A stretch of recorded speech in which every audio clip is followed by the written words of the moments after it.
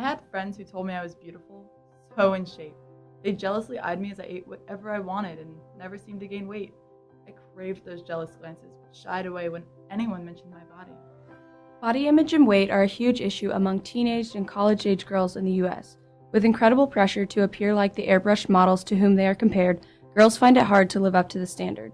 While anorexia and bulimia are being talked about in school groups, an unspoken disease is raging through the population. Some people may not believe it's an eating disorder, but exercise bulimia is a growing concern. The first thing you should know is I never stopped eating, and I never made myself throw up. Girls who do that have a problem, a serious one. That's why I still have trouble when people tell me I had an eating disorder. I guess the problem with pinpointing my disease is that it started small. Like many girls her age, she is trying to be well-rounded. Good grades, beauty, friends, the trick is to have it all. In her quest to get exercise, maintain her weight in her newfound college environment, and stay connected in a world that revolved around dining halls, her exercise habits picked up. There was nothing wrong with running twice a week, and nothing wrong with running every day. It wasn't until I was running 2 times a day, skipping class to swim, and blowing off my friend's bicycle that anyone even thought I might be overdoing it. It often takes extreme situations for anyone to notice something is wrong because they seem to be functioning normally. Eating, exercising, and functioning. One way to identify exercise bulimics is when they start hedging on commitments to exercise or exercise through illness or injury. My friends were worried, but I shrugged off their accusations. I was eating, I was exercising. Isn't that what we were supposed to be doing? What everyone had told us was good? When I finally broke my ankle on a run, I just bandaged it and kept going. That was when someone stepped in to stop me. Along with psychological counseling, support groups, and education are key to fighting this disease. Even getting society to admit that overexercise is as much of a problem as anorexia can be a huge issue, especially to the girls who have the illness. My best friend held my hand as I stepped into the clinic. It was full of girls around our age and even a boy or two.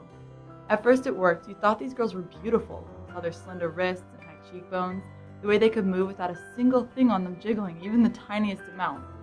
Then like a photograph developing, I saw it for what it was.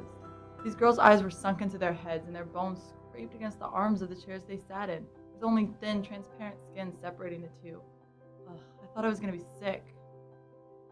Through counseling and careful monitoring, it is possible to recover from such diseases as exercise bulimia, but it is a lifelong battle to rediscover balance in the life of someone who has tipped the scale. In my group therapy sessions, we learned about what we were doing to our bodies. Almost every boy in the clinic was in my group. We were about 50-50.